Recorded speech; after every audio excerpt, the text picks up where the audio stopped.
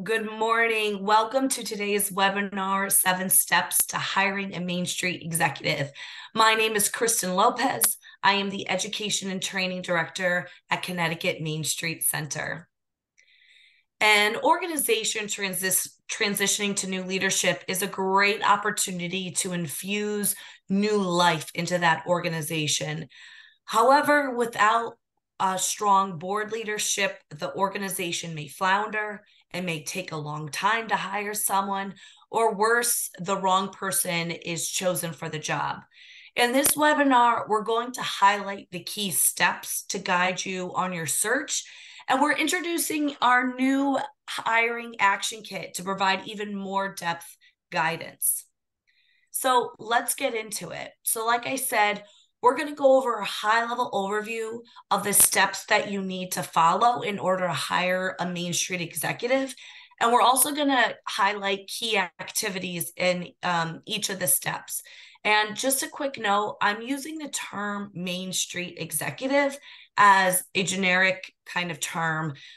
This title can vary greatly based on the structure of your organization, the scope of your Main Street program. So whatever works for you, your own context is great, but Main Street executive is what we're going to be using.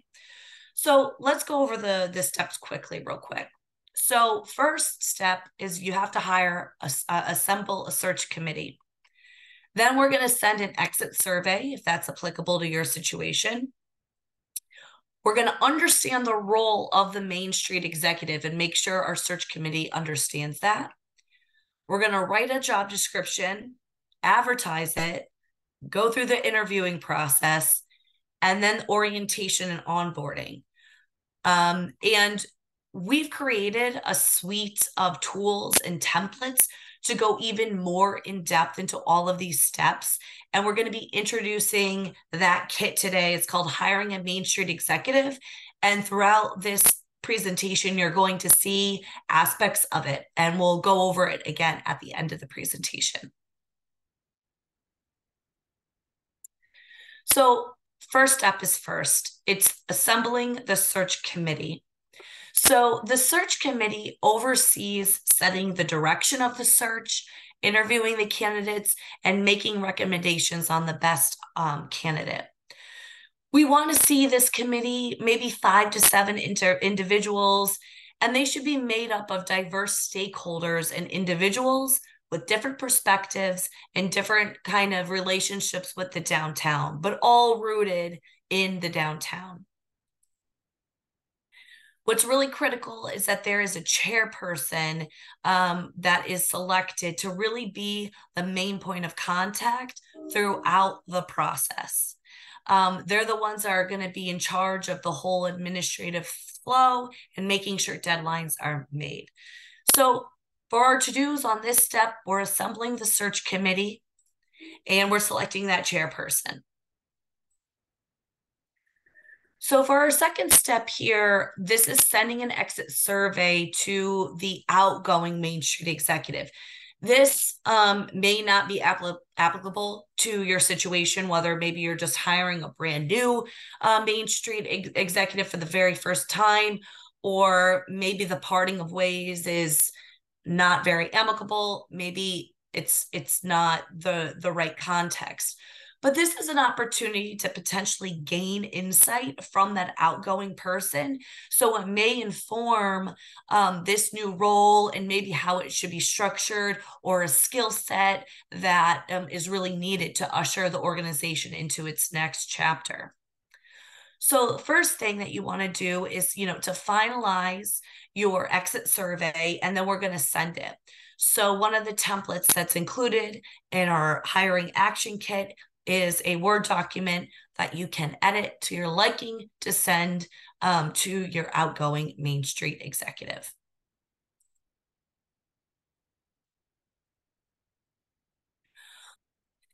So the third step is understanding the role. So Main Street is as a Main Street executive, it is extremely dynamic role. And what we have found sitting on interviewing processes or search committee processes, not everyone understands that. Some people think that it's all about putting on events or just making sure that the street is clean. Others think that the role is more of like a real estate development role. So we got to make sure we're all on the same page. The search committee is all on the same page about what this role actually is supposed to do. And this is very important in order to write the job description so that the right skills, experience, knowledge is incorporated into that. So the first step that we really need to do is educate the committee on it, on what this role is all about. And then we can survey the committee, and we can also survey the community at large for what this role should include. What is their scope? Again, what are their skills and abilities? What they should have as a candidate. So, as I said, first step, we're going to educate the search committee. And as part of the hiring toolkit that I've mentioned, we've included this short A Day in the Life of a Main Street Executive video that you can use to educate the search committee and also to educate the community if you're hosting a focus group. So let's take a listen here so that all of us here on this webinar can understand what the Main Street Executive role is. Anyone looking to lead a Main Street program has to understand that there's a lot of moving parts. Every day is different, and every day brings with it a new set of challenges, but that's part of the job, and that's part of the excitement of the job. Hi, my name is Carl Rosa. I'm Field Services Director for Connecticut Main Street Center, and prior to that, I was the Executive Director of Main Street Waterbury for approximately 18 years. Every Main Street is a little bit different. But there's some basics that every Main Street has. For instance, you have to be in charge of keeping your district clean, safe, and friendly. You have to get involved with promoting events that happen in your downtown district. You have to work with your board and with your building owners and businesses and merchants. And you have to make sure that your program gets the resources that it needs so that you can continue on with your mission and your vision for your downtown. The type of person for this job is a person that's energetic, that's entrepreneurial, that's passionate, that's outgoing, someone that's going to roll up their sleeves and tackle the problems that come their way, someone that's willing to be the champion for the downtown, someone that knows the history and respects the history and the community and how the downtown came together. That's the person that you need for this particular job. So on any given day, I could be on a stepladder fixing a banner on a pole, or working with a merchant on a particular problem they might be having, or working to improve their window display, or working on planning an event that's going to attract 5,000 or 10,000 people into your downtown, or working with a building owner on trying to attract a tenant or a merchant coming into downtown. You never know what the day's going to bring, but trust me when I tell you, every day is different and every day brings its own set of exciting challenges for your downtown. So the value of having a professionally managed downtown program cannot be underscored enough. You need that one go-to person that's going to be the champion for all things in your downtown, that's going to tie up those loose ends, that's going to be the authority when they're dealing with a building owner or a merchant or somebody from your municipality or a public service worker, somebody that they know they can go to you for answers and to tie things together. You need that professionally managed approach, and that cannot be underscored enough. So this role, while very demanding, also has its rewards. I mean, when you see a space that's been vacant for so many years finally occupied with a business, and people going in and out enjoying themselves in events, people having a great time. That beautiful piece of art that got installed in your downtown, and seeing people walk by and appreciate it. Or sitting at your favorite outside restaurant and watching people going by and you're enjoying a great meal. These are the rewards that come with it. So while it's a lot of hard work, to see that all come together, it's very, very rewarding. And in my opinion, there's no greater reward than that, and it's the best job in the world.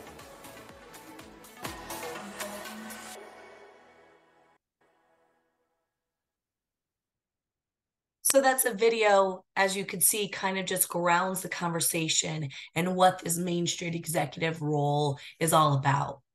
And so after sharing that video to the search committee, maybe to the community at large, there is a survey that you can send out that goes over what are the qualities that this person really needs to have. Do they need to be inspirational? Do they need to be courageous and a visionary? Or maybe they really need to be empathetic, depending on the context of where your downtown is at. Also, what is the scope? What do you really want them to focus on? Does your district have a really focused vision? And so you want to find someone aligned with that, to help you see that vision come to life. So that surveying aspect is important. And as I've kind of mentioned, this idea of hosting a community focus group, this could be an opportunity to hear kind of more from your downtown community stakeholders, what is really needed, to maybe express some of the frustrations that they have and where they want the Main Street kind of organization to go. And included in the toolkit is actually a PowerPoint presentation that you can edit so that you can use in your own focus group.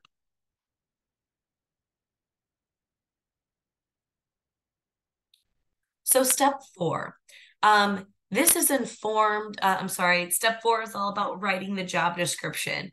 And so this job description is informed by what we just did in the last step. It's informed by what the search committee and what the community has indicated as the direction they want to go in.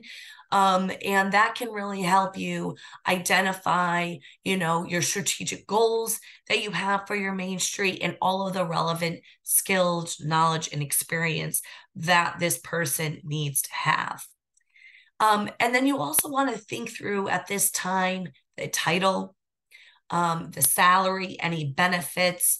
So the salary, this is a tough one for some smaller organizations, but we would really love to see the salaries of our Main Street executives really commensurate with the community's economic development director. It may not be feasible on day one, but over a period of time, there should be kind of a fundraising pathway to get to that level, because the work that this Main Street executive does is really critical, very dynamic, and really requires a lot of different skills. So as we write this job description, we have a template for you that you can start editing. There's way more in here than kind of what you need, but you can pick out what works best for your situation. Step 5 is advertising. So when we advertise, we want to advertise widely, but we also want to look within our community, and we want to keep it open for at least 4 weeks. We want a lot of diverse candidates and also well-qualified candidates. And so we want to make sure that we're doing our best to advertise as best as we can, and that the period is open up for a long enough time. Some key things that we need to do here, we need to decide what is that application window period. And of course, we want to share it, post it across multiple different channels. And here are some examples of where you can post it, but this is not an exhaustive list whatsoever. That's included in the toolkit.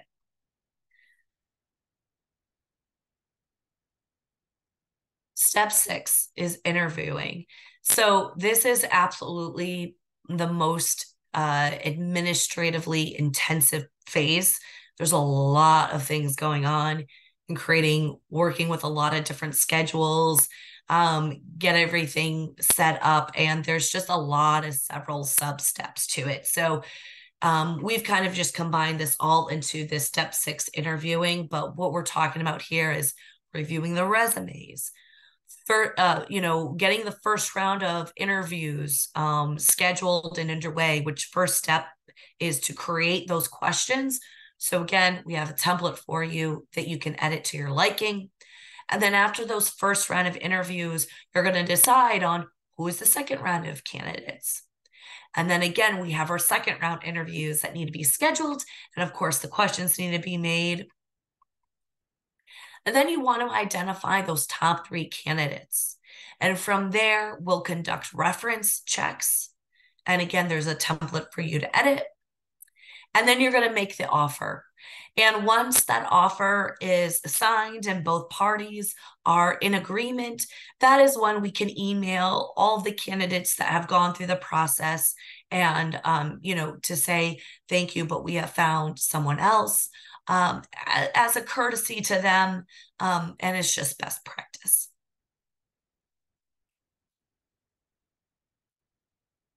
And so our last step, step 7, is orientation and onboarding. Congratulations. You made it this far. That means you found the right person and they have said yes to you. That's a huge milestone, but it doesn't really stop there. We really need to make sure that this new executive is set up for success. A nightmare scenario is that 30 days in or 90 days in, we find out that this is not a right match, or they leave or they quit. When you've just gone through this hiring process that can last a very long time, depending on how organized your search committee is, right? So we really want to set them up for success. And part of that is we need to make sure that you're ready to hire that new hire. So there's plenty of administrative activities that you need to make sure that you've done before that person starts their first day. And we also want to provide them guidance during those first few months. And of course, we got to share the news out. This is a great opportunity for new press, for a renewed kind of sense of direction and relaunch of your organization, if you will. So make sure not to be shy and to share the news.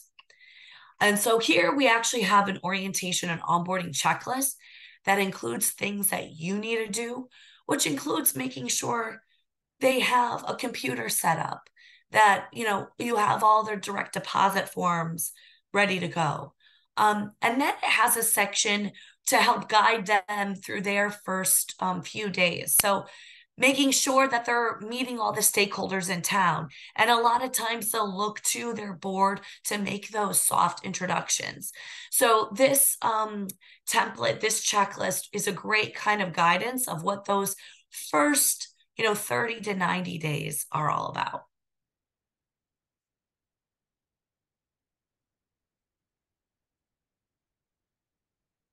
And so that's it.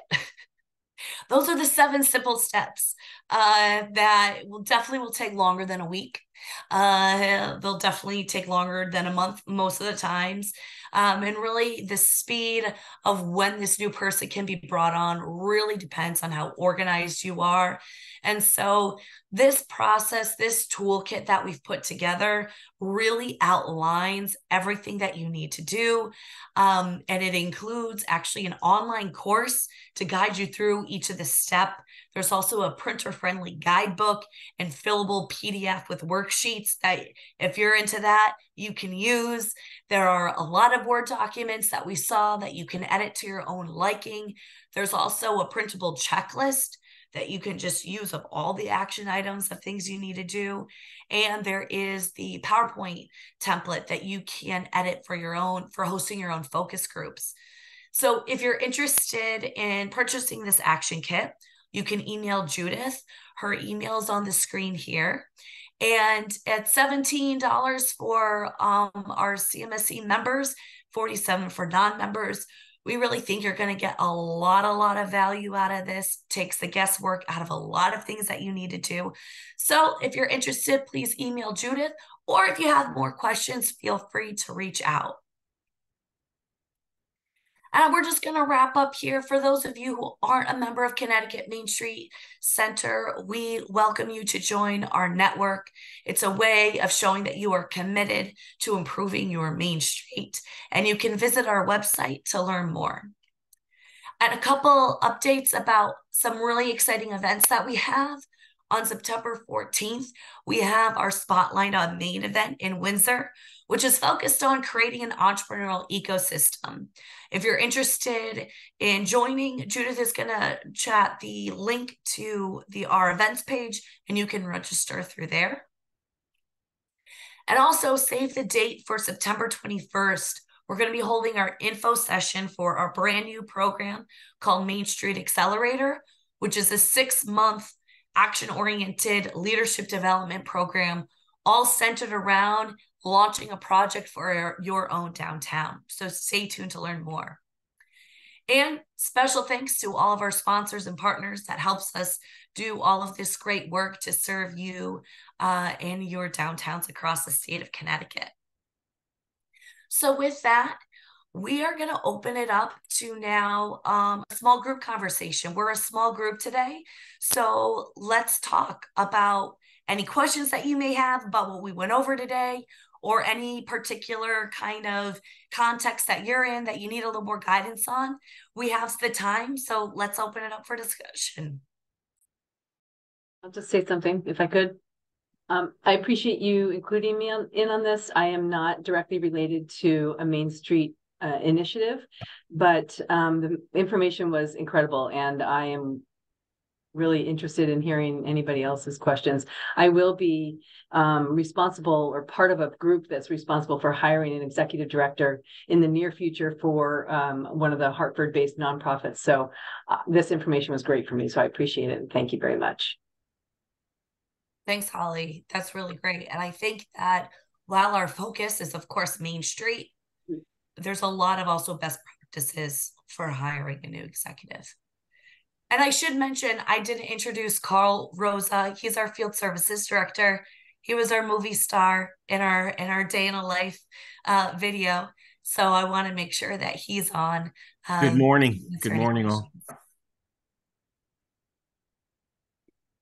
By the way, Kristen, that was well done. I think you covered a lot of great points in step by step of how to hire an executive director for your downtown plan. You know, I went through that process, and it was I could still remember the selection search committee that was interviewing me and going through that process as well. And those are important points. And I think all of this, I think the important takeaway for me on all of this is that in the context of the Main Street process or your downtown management goals for finding someone, I think that can't be underscored enough with this, our direction on this, particularly in terms of your search committee and the people on the search committee, and how they types of individuals that would be good to have on a search committee to find a good match, a good executive director for your program. So Carl and Kristen, thank you so much for this. This was awesome. And I'm thinking about New Haven and the NCDs that we're talking about together with your team. So this will be applicable to a lot of those different neighborhoods who are going to be doing some hiring. Yeah. I had a question about education.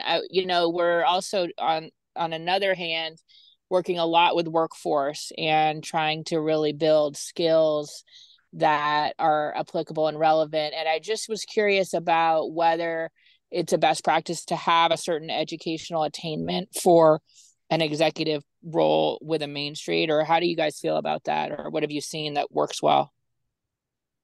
Yeah, so I can start us off, and then Carl, if you want to fill in.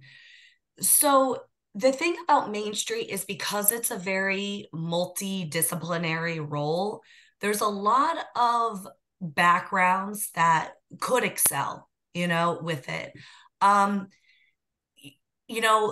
This role, I think, underscoring about who the person is, like, this is not a desk job.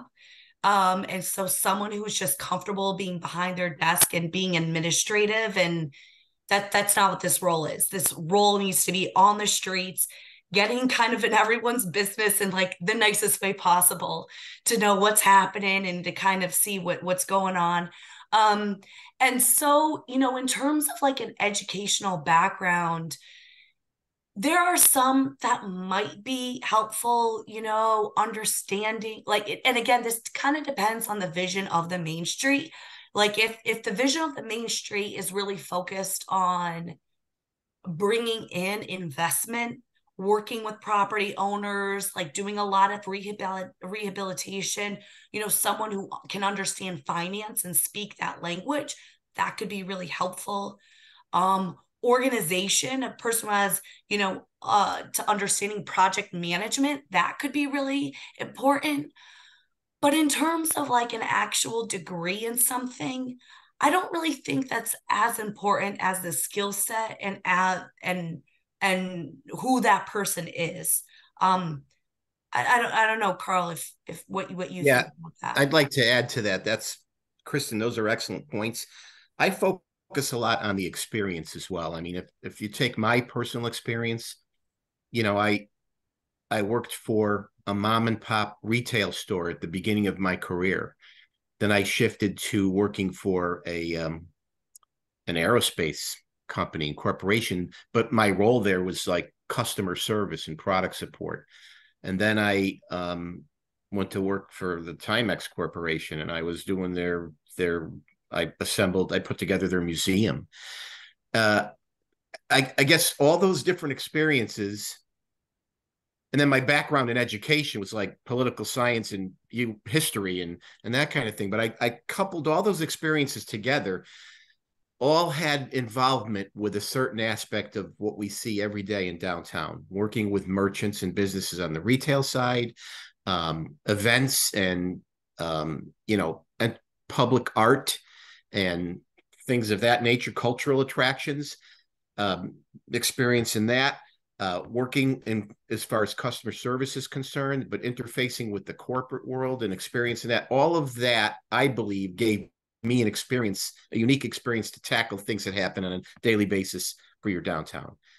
So I look at it more as experiences. And if your focus of your specific downtown might be heavy with the arts and entertainment and restaurants and all that, you might be looking for an individual that has experience in that.